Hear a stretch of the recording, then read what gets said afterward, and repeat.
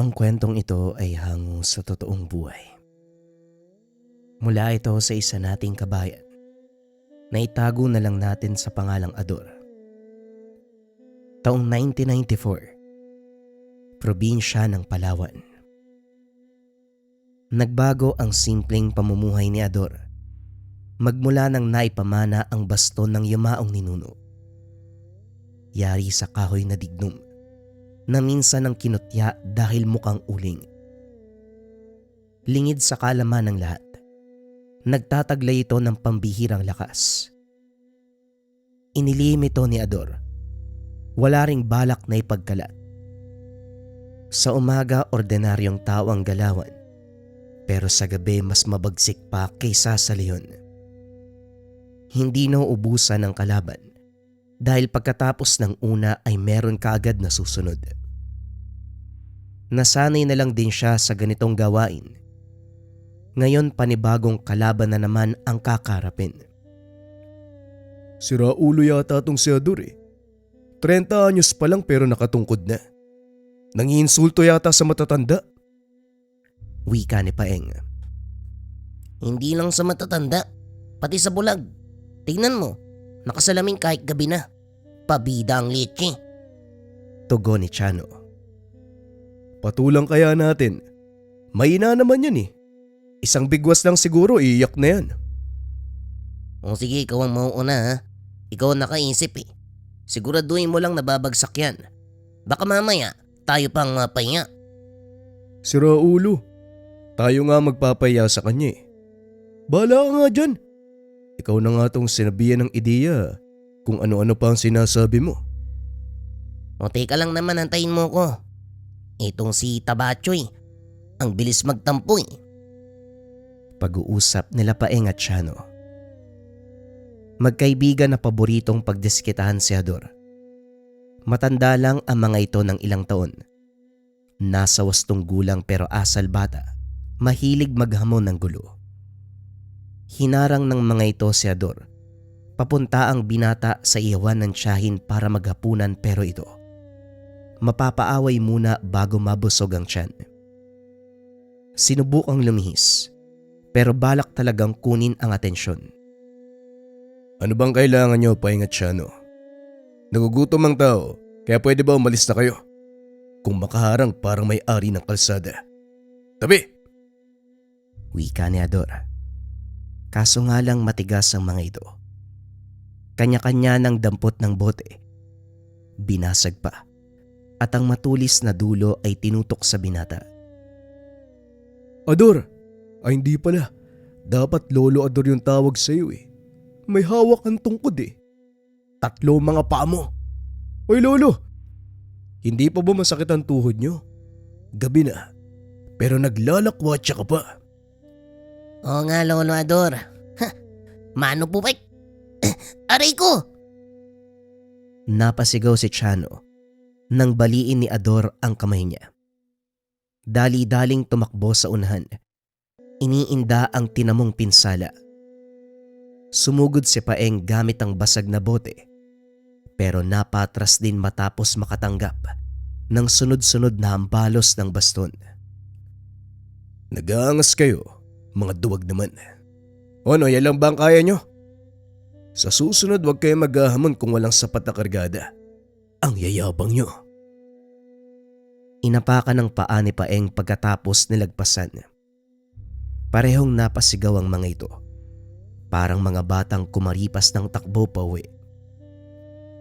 Pagdating sa tindahan, sinalubong ng tiyahin. Nampas ng pamaypay dahil tanaw nito ang ginawa niya. Si Tia naman kumakapalo.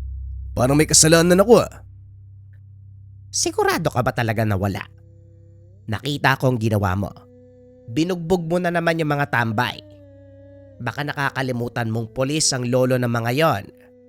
Kapag ikaw naging dihado, huwag mo kong tatawagin ha. Ako talaga mismo ang bubugbog sa'yo. Wika ni Aling Marta. Tia naman, wag po kayo mag-alala. Malabong mangyari ang bagay na yan. Kaya ko po ang sarili ko, parang yun lang eh. Pahingi pong isaw tsaka tay, tapos bata.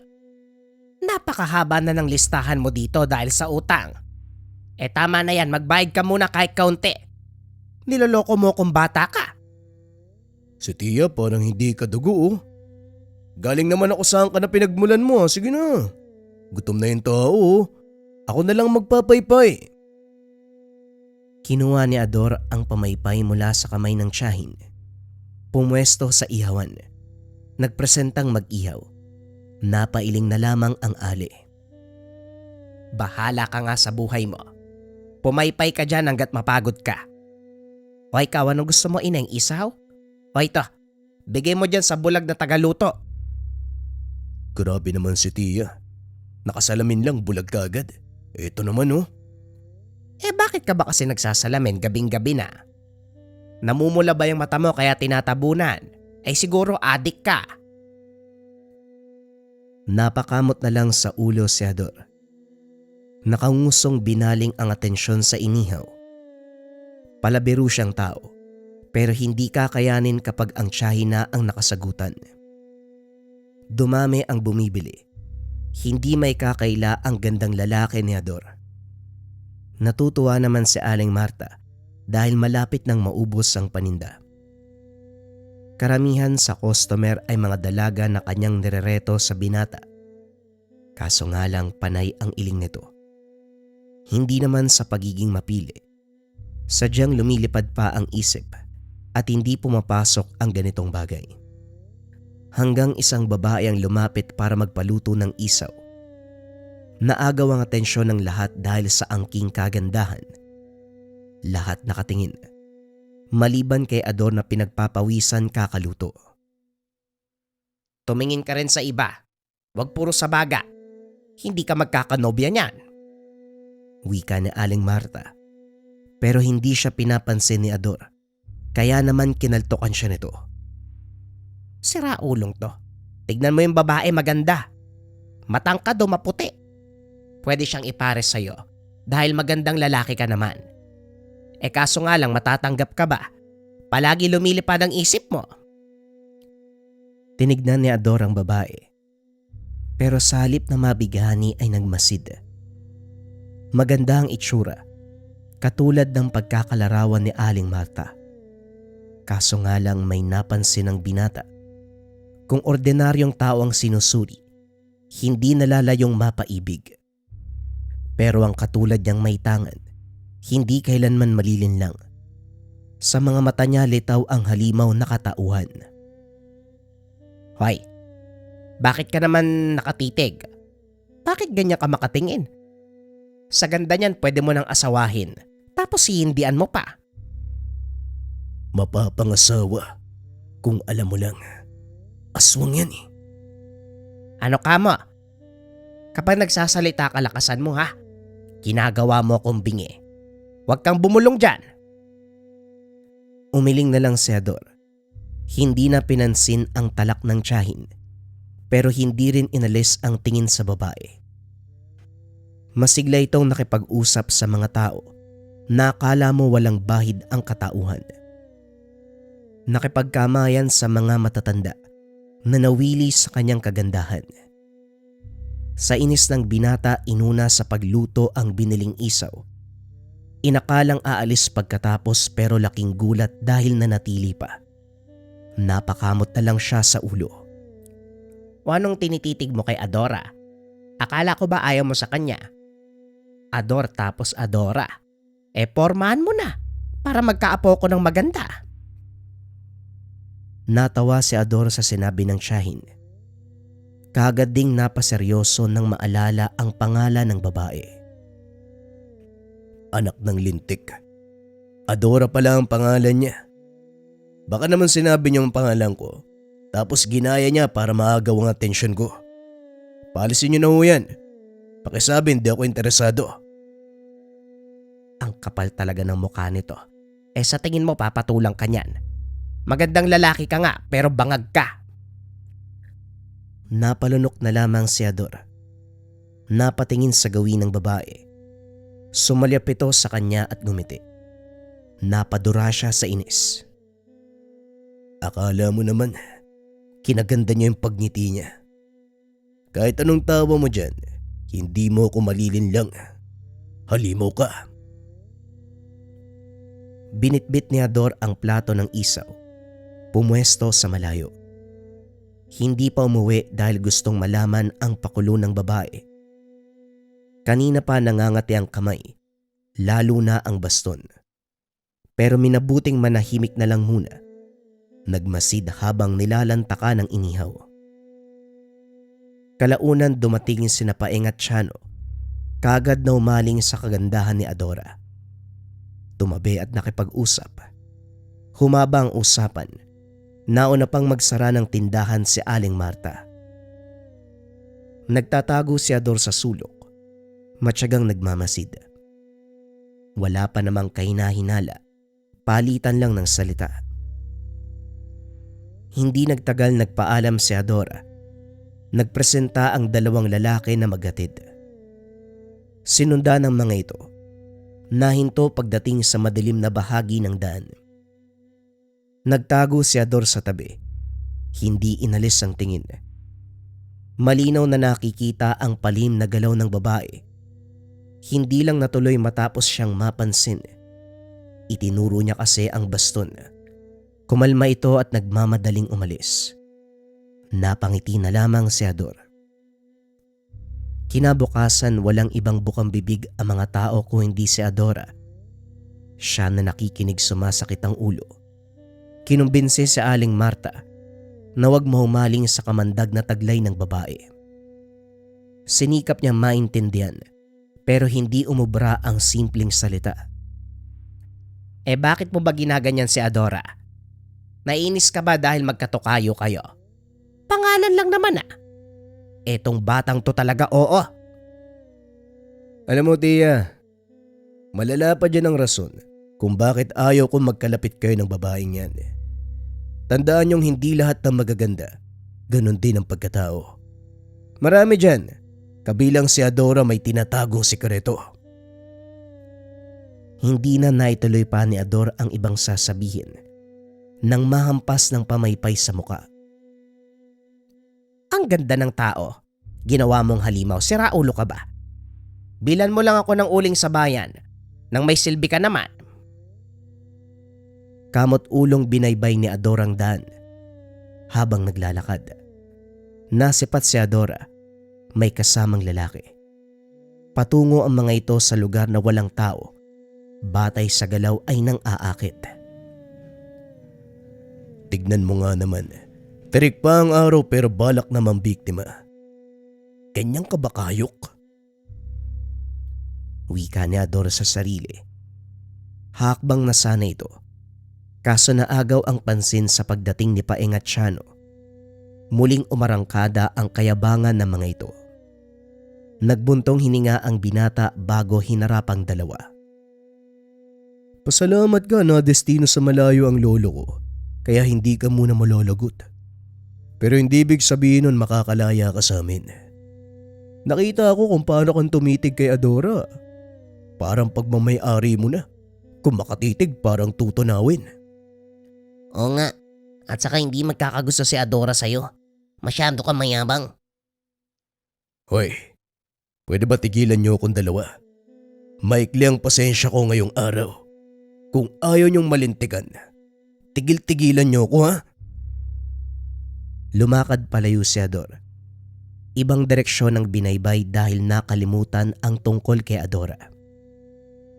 Pagsapit ng gabi, kumalat ang balita tungkol sa lalaking natagpuan. Patay na ito nang maabutan. Wakwak ang tiyan. Naubusan ng dugo ang katawan. Halos mapugot ang ulo sa lala ng kagat sa leeg. Nang marinig kung saang bahagi nahanap, napailing na lamang si Ador. Naikuyom ang mga kamao, lalo na nang makitang paparating si Adora. Masiglang bumabati sa mga tao. Papuri ang sinukli ng mga ito sa kanya na mas lalong nagpainit ng ulo ni Adora. Isa pong isaw at saka atay pati na rin putong baboy. Wika ni Adora nang makalapit. Nawala ang ngiti sa sama ng tingin ni Ador. Hinawakan ng binata ang baston at saka ibinalandra sa harapan nito. Napalunok ang babae, bahagyang napatras. Sana lang talaga hindi ka nang gaya ng pangalan. Adora, ako na mismo magsasabi sa'yo. Umalis ka sa lugar namin bago ko maisipang kumatay ng dalaga. Huwag mong linlangin ang mga tao sa ganda mo. Alam mo kung ano ang nakatagong halimaw sa likod niyan. Kung sila nakuha mo ang kalooban, pues ako hindi. Kahapon mo pa pinapakulo ang dugo ko. Grabe ka naman, Manong. Bibili lang ako kagaya ng ibang customer. Ano bang sinasabi mo dyan? Sige lang, manlin lang ka pa. Hindi mo ko madadaan sa ganyan. Nakita mo naman ang tungkod na to, di ba? Alam kong nararamdaman mo kung anong klaseng baston ang hawak ko. Huwag mong hintayin na gamitin ko laban sa'yo. Baka mamaya, laman mong isalang ko sa nagbabagang apoy. Wika ni Ador. Binigyan ng mapang-asar na tingin ng babae. Dahan-dahan itong umatras. Masama ang loob na lumayo. Sumunod ang iilang kalalakian dito. Mga taong bulag sa kagandahan. Hindi pinansin ni Adora dahil nakatingin pa ang binata. Natatakot din na malasap ang lupit ng baston. Alam niya kung ano ang bagay na ito. Nakahinga si Ador dahil makalipas ang ilang araw hindi nagpakita ang babae. Kaso nga lang laganap na ang patayan. Ilang beses nang may natagpo ang patay kung saan-saan. Dahil hindi malutas ng pulisya, siya na mismo ang kumilos. Umarangkada ang pagiging manunugis. Pagkatapos magayos, binitbit ang baston at saka naglibot sa paligid. Oras kaya wala ng tao. Ang mga tanod na nautusang magronda ay nagsiuwian na. Sa puntong ito, si Ador na lamang ang mag-isang bumaybay ng daanan. Bawat kalsada, bawat kanto ay kanyang sinuri. Naghahanap ng mga kahina-hinala. Ilang sityo na ang nalibot. Sa kabutiang palad walang nilalang na umaaligid. Nagpahinga muna sa tabi. Hindi nagtagal uminit ang baston. Pagtingin sa partikular na direksyon, nasipat ang anino ng aswang. Palihim na gumapang patungo sa kubo. Sa pag-aakala ng binata, buntis ang nakatira doon. Walang sinayang na oras.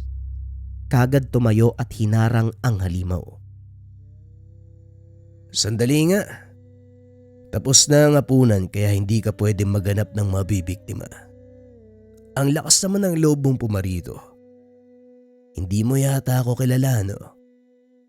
Baluarte ko ang lugar na ito at kung sinong halimaw ang magtatangka, ako makakarap. Hindi mo magugustuhan ang ipapataw ko sa'yo dahil kamatayan. Matapos magsalita, kinargahan ng orasyon ng tangan. Inilapat ito sa baston at saka sinugod ang aswang. Sumalubong ito. Umatake rin pero matapos mahambalos ng tungkod, pumulusok sa lupa. Sunod-sunod na hinampas. Bawat latay ay katumbas na pagbaon ng itak. Malalim ang sugat na natamo. Isang tira pa sa ulo ay nabiyak kagad. Tuluyang nalagutan ng hininga ng itarak ang dulo sa puso. Nakatihaya na lamang siya sa lupa.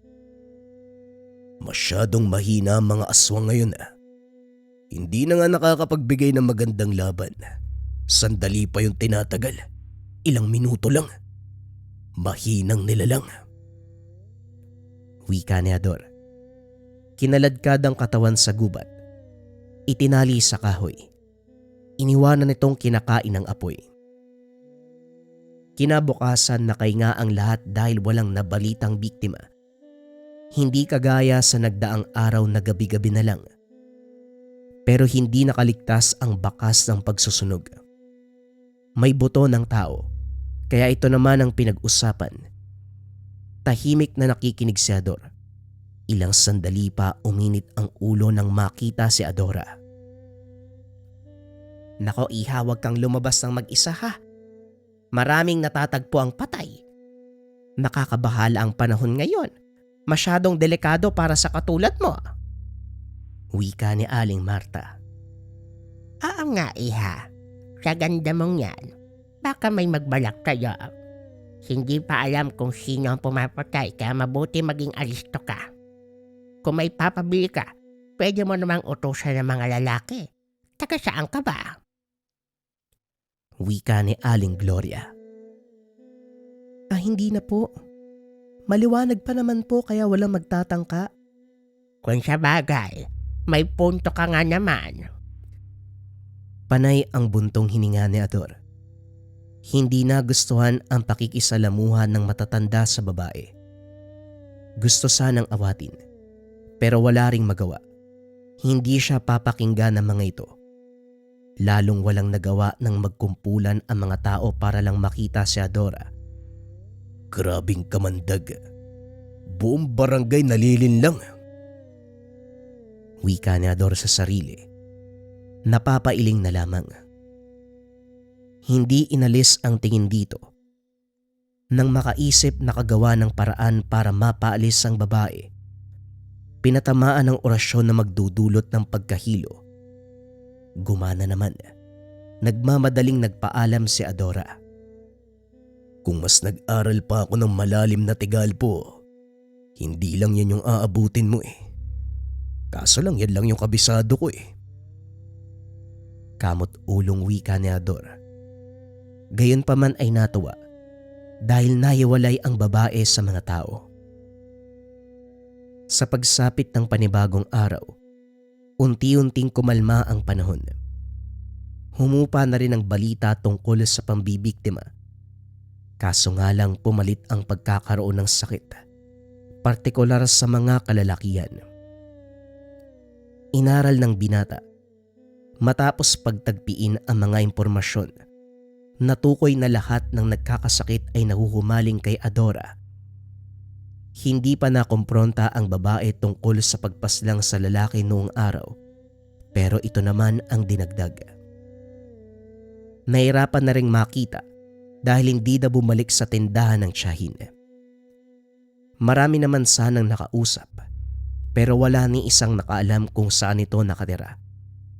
Pangalan lang ang binigay. Wala nang ibang impormasyon.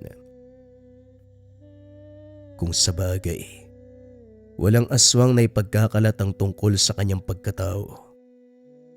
Ang iniisip ko lang, meron pa kayang ibang katauhan, katulad ng mambabarang o mangkukulam. Sa palagay ko hindi lang siya aswang eh. Nag-isip ng malalim si Adora. Nakausap niya ang mga manggagamot na tumingin sa mga pasyente. Pakiwari din ito. Mangkukulam o mambabarang ang nagbibigay ng sakit. Naagapan naman ang mga pasyente sa kabutiang palad. May hiniling lang ang manggagamot. Hanapin at puksain ang nilalang. Dahil kung dadami ang taong mabibiktima, hindi nalalayong malaki ang pinsala. Ngayon ito ang tinutukan ni Ador. Naglibot kung saan-saan para mahanap ang babae. Nagtanong-tanong, kaso nga lang walang nakakalam. Umabot siya sa kabilang bayan pero wala pa ring mahagilap. Binalikan niya ang manggagamot na si Mang Felipe. Patuloy pa rin ito sa pag-aaral. Sumakto ang dating dahil may bagong natuklasan. Huwag mong hanapin ang babaeng yon sa mukha na nakita mo. Maskara lamang ang ginagamit niya, hindi tunay na wangis. Kaya nga may gana siyang humarap sa'yo kahit alam niyang banta ka. Dahil ang katotohanan, gumagamit siya ng ibang muka. Magandang dilag, pero may taglay na kamandag. Ano po ang ibig niyong sabihin, Manong? Hindi ko kayo maintindihan. Dalin mo ang langis na ito. Bisitahin ang bawat bahay na tinitirhan ng matandang babae.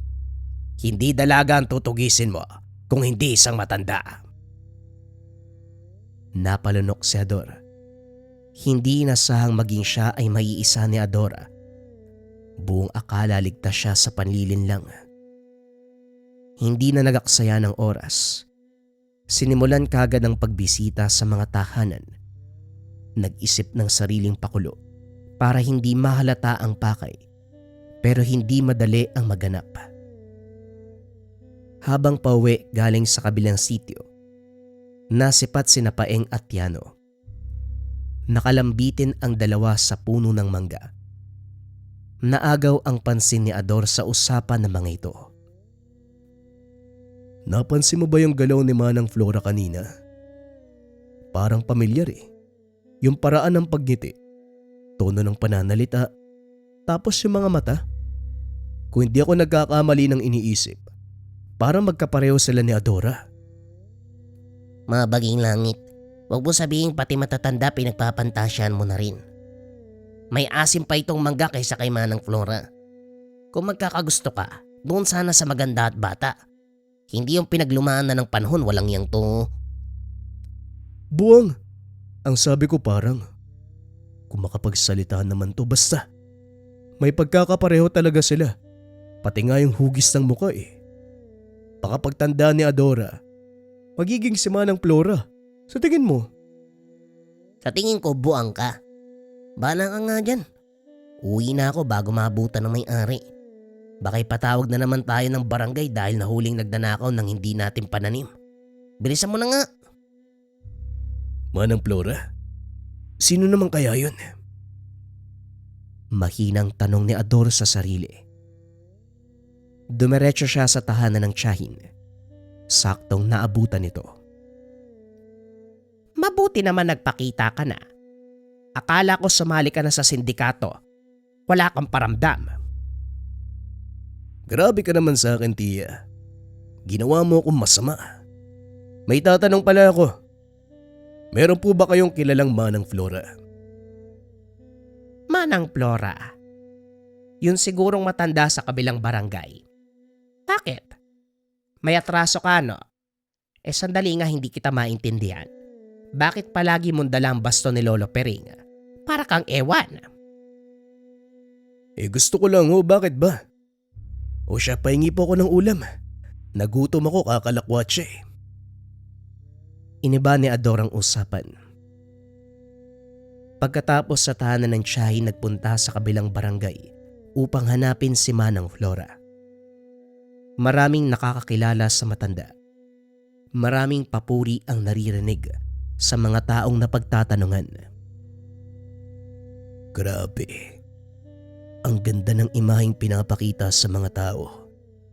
Mahusay magpanggap. Wika ni Ador. Natunto ng binata ang bahay, kaso nga lang walang tao sa lugar. Ang sabi ng nakakita ay umalis. Naghintay na lamang siya sa hindi kalayuan. Mahabang oras ang lumipas bago lumitaw. Natatawa si Ador habang sinusundan nito ng tingin. Magandang dilag. Pagkatapos naging kulubot na matanda. Sa lakas ng halakhak na palingon sa kanyang gawi. Lumabas na rin siya sa pagkakatago. Wala nang rason para magtago. Ayos ka din tanda, no? Kung makapanlin lang ka, akala mo naman kagandahan. Kulubot ka na kaya tumigil ka. Hindi ka nakakatuwa. Nakakadiri ka, kaya tumigil ka na. Sinadya ko ang bagay na yan para maagaw ang atensyon mo, iyo. Pero wala kang dapat ipag-alala. Hindi ko balak nakitin ka. Magandang lalaki ka, pero hindi sa mukha mo ko nagkakaroon ng interes. Kung hindi sa basto na hawak mo. Balita ko galing pa yan kay Paterno, ang tagong manunugis. Aktibo ang gamit na yan. Maraming nagagawa. Kayang pumuksa, kayang magpagaling, at higit sa lahat, pwede naming gamitin upang magbigay ng karagdagang lakas. Gusto kong mapasakin ang gamit na yan. Hindi ka lang pala mapagpanggap, ano? Mangmang ka rin.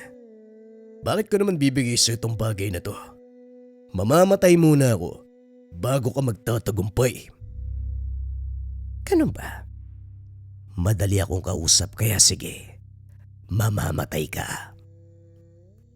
Nagbato ng tigalpo si Manang Flora. Nataranta si Ador sa bilis ng kilos nito. Mabuti na lamang naiharang ang baston kaya nakontra. Walang pinalampas. Lahat ng atake ay nabali. Lalong lumawak ang pagkakangiti ni Manang Flora matapos masaksiyan ang bisa ng gamit. Lalo ring lumaki ang pagkakainteres. Pinaulanan ng orasyon ng binata. Sinubok ng sinubok ang kakayahan ng baston. Ngumiti na lang din si Ador habang hinaharang ang baston. Ito na mismo ang kumilos habang siya ay pasimple lang sa paghawak. Nang makahanap ng tiyempo, nilapatan ng dasal at saka winasiwa sa direksyon ng kalaban. Parang saranggolang tinangay ng hangin ng matanda.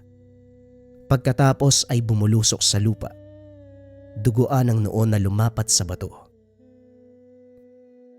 Malingamunin ang gamit ng kalikasan, tanda. Kapag nagka-interes ka sa ganitong bagay at nag-isip ng paraan na gamitin sa masama, ito na mismo ang kusang kikilos para puksain ka. Tignan mo ang nangyari sa'yo ngayon. Kawawa ka. Dahan-dahang tumayo ang matanda. Kumapit pa sa kanyang binti para may suporta. Hinayaan niya lang. Muli ring bumagsak matapos mahambalos. Nangisay ang katawan na parabang nilatay ng kuryente.